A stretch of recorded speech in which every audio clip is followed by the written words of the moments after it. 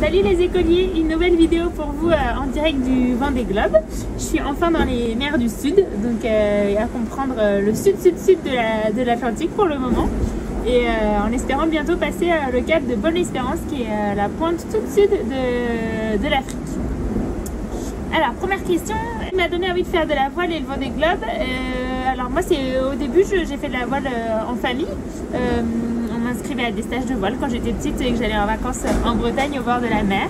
Et petit à petit, en fait, j'ai aimé progresser. J'ai aimé le fait que c'est un sport où on apprend beaucoup de choses très différentes.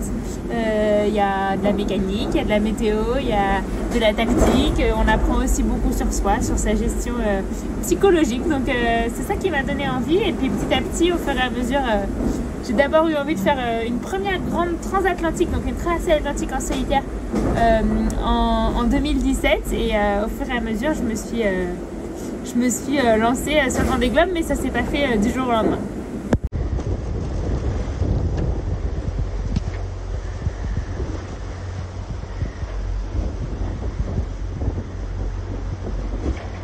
Alors où est-ce que je trouve le courage pour faire le Vendée Globe?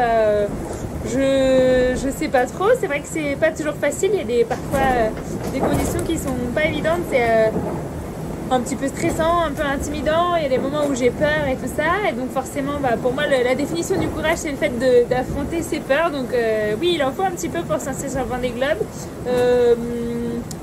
Où est-ce que je trouve mon courage? Je pense que j'ai eu la chance de grandir avec une famille où on nous aidait à essayer d'être courageux, à être un petit peu dur au mal, à avoir le goût de l'effort et à oser faire des choses qu'on maîtrisait pas forcément. Et donc je pense que c'est là d'où ça me vient. Et puis après, ça veut pas dire que... Enfin, voilà, il faut aussi savoir que même si j'essaye d'être courageuse, il y a des moments où j'ai peur. Il faut pas imaginer que je suis une héroïne qui réussit tout sur tout. Enfin, je suis avant tout une personne comme tout le monde et qui essaye de faire ce qu'elle peut avec ce qu'elle a. Voilà, il faut pas imaginer des surhommes. C'est ça qui est chouette justement, c'est que le Vendée Globe, c'est des histoires de plein de monde qui peuvent être n'importe qui.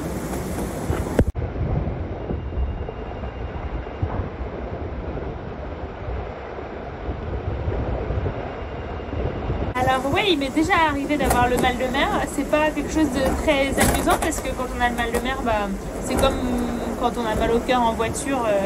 C'est très fatigant, très désagréable. On a envie que ça s'arrête coûte que coûte. Et moi ça m'arrive souvent quand je suis en équipage, quand je suis pas toute seule pour gérer mon bateau. Et ça m'arrive souvent au tout début d'une course ou d'un entraînement. Et en fait au bout de 24 à 48 heures, donc au bout d'un jour ou deux, en général ça disparaît. Et après on se sent beaucoup mieux en mer. Et là maintenant que je suis depuis longtemps, depuis 3 semaines en mer, et j'ai plus du tout le mal de mer, c'est plus un problème. Je peux lire à l'intérieur, je peux faire n'importe quoi, j'aurai plus du tout mal au cœur et ça c'est... Du coup quand ça s'arrête on se rend encore plus compte de la chance que c'est.